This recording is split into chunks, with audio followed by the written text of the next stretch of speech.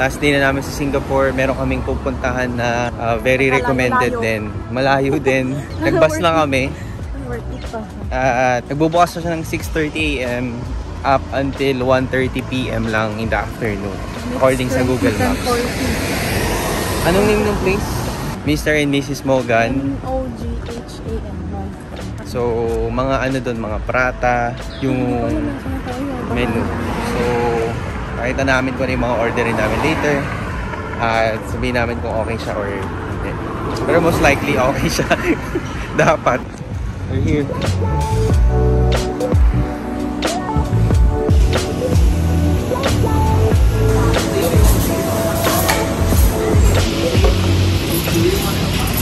So meron kami egg prata tsaka plain prata lang. Sayang hindi available lahat no choices sa menu nila kasi due to short of manpower.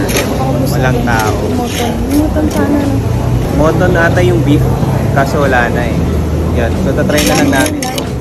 Alam ba yun? Okay. So plain tsaka yung egg.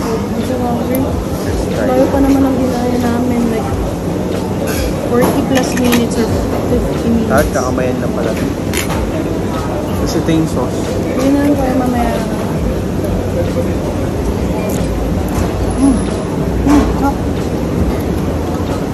Yung sauce ma-curry tsaka maanghang. Ma-curry?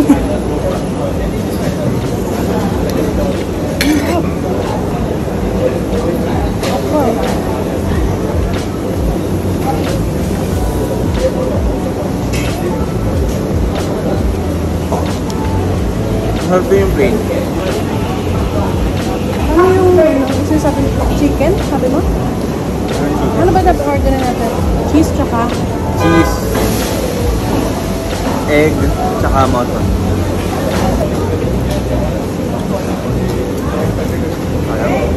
Chicken, egg, and cheese dapat? Cheese, egg, tsaka mutton. Meron pa nga sila yung onion prata, merong egg, onion prata. Ano nakita banana? Pasuin mo ba yung ba? Parta. What if yun talaga yung totoong spelling? Pero dahil prata na yung tawag ng mga tao, tinanggap na lang nila. Never know. Ano ng egg? Sarap. Dami din ganito sa Saudi. Yung back memory.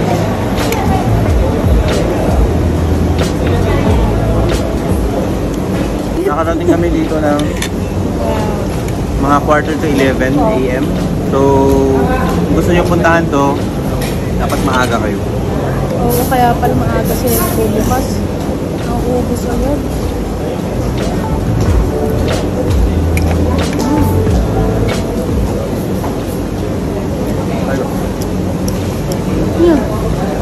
Yung plain. Hindi niya binigay niya sa akin plain. Hindi niya binigay niya sa akin plain. Ang tira-tira lang. Order pa tayo?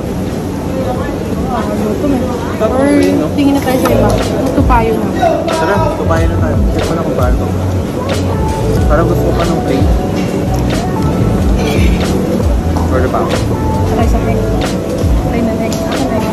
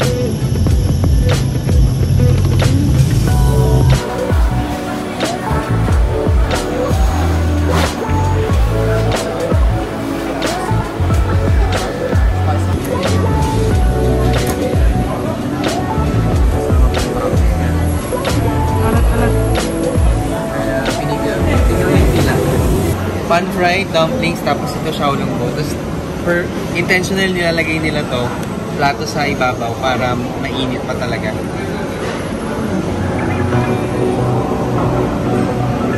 So, pwede na siya 10 pieces. $6, $6, 10 pieces.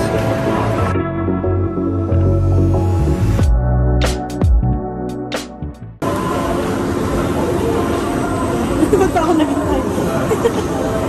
Pala. Matasin mo muna ito sa papalabas ako.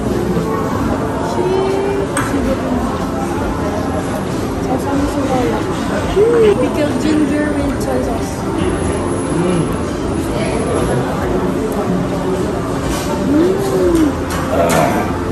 Ano na kamo? Dalawa pa lang kahan. Pangatlo na ito. Ganun siya kasarap, guys. Binibilang niya yung kinakain ko. Wait lang!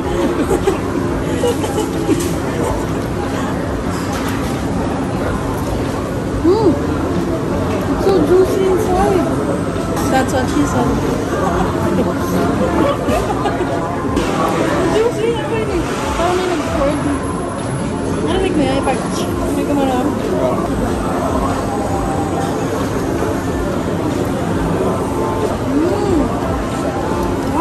Pan-fried, xiaolongbao.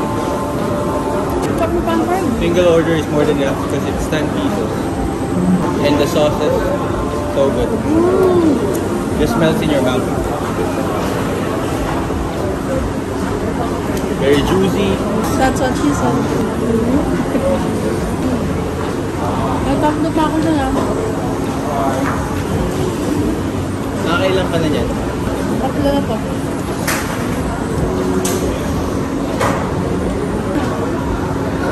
Diyan, kaya ko rin. 4 pieces yung din. Wala, ito pa pa natin. So may dalawa pa ako dito. Dalaw pa ako sa kulangan. Wow! Oh. What if diretso kainin ko to?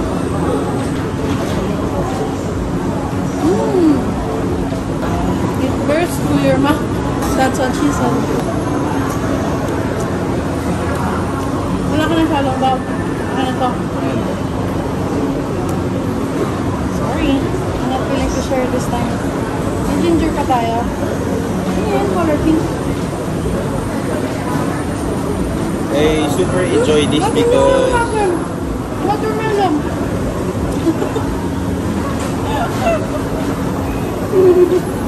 Nakalimutan. Guys, papakita ko sa inyo gano'n ka-save dito sa Singapore. Kahit mag-iwan ka kahit anong gamit. Nakalimutan namin yung watermelon doon sa Northern. Ako na uminom mas kisa. Walang common sense. Sobrang excited. Alimutan. Saan yung palamig namin? Tsaka, may enjoy mo talaga to. Kasi naghintay ka ng matagal. Tapos, Parang lalong masarap siya. No? lalo siyang masarap. Tapos move pa. Hindi siya ganun ka-pricey. Sulit. Katulad sa mall dito, medyo pricey talaga yung mga food sa food court. Tapos, hindi mo pa sure kung masarap siya. Ganyan. Dito sa Hawkers, mas recommended talaga mag-food crawl or kumain ng marami. In short, Hawkers, you get the value of your money. The perfect bite. May last. Yung fried dumplings na parang okay lang. Okay din. Hindi siya parang, ano ba yung loob niya? Usually. Yung Wala yung loob niya. Parang masasarap nga yan sa ano steam dumpling sa Ion Orchard. May nasapat na. Pork, tapos ano to? Onion? Ano to? Onion?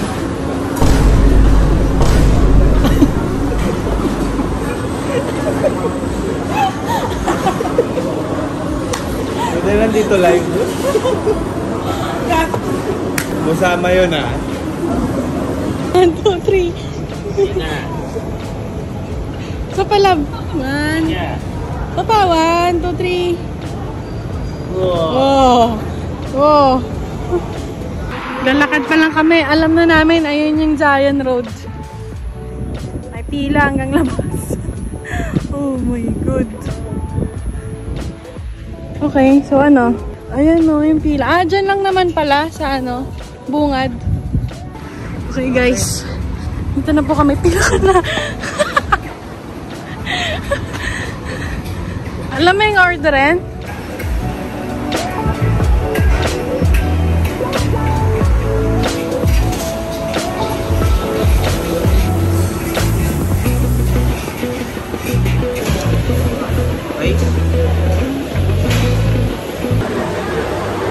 So this will be the last dish that we'll try before we leave Singapore.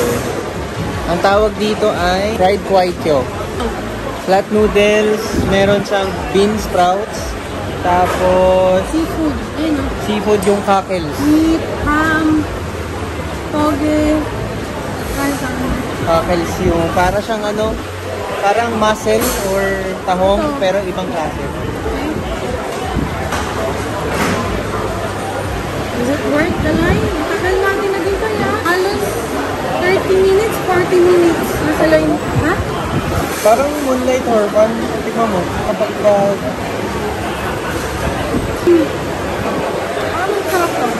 tapos yung special daw dito, malalasahan mo yung pagka yung wok, parang may pagka charcoal, ganon.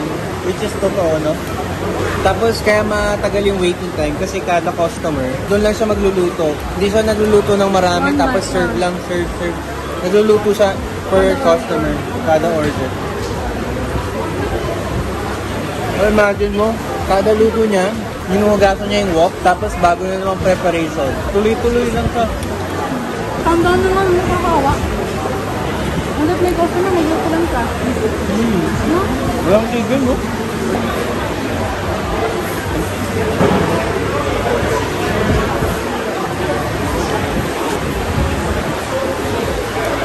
Tapos ano lang to, mayroong $5, 6, tapos 7. Tapos, ito na yung ano nila, tinitinda. Kasi lang yung ibang menu. Kasi siguro parang mas ano yung paggawa, no? Mas tutok na mas masarap.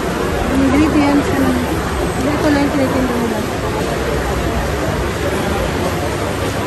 Parang perfect na din kasi yun lang yung ginagawa niya.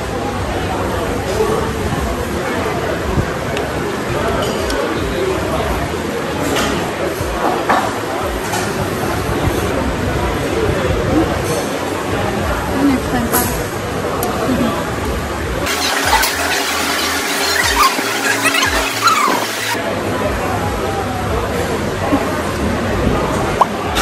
Ay mo na.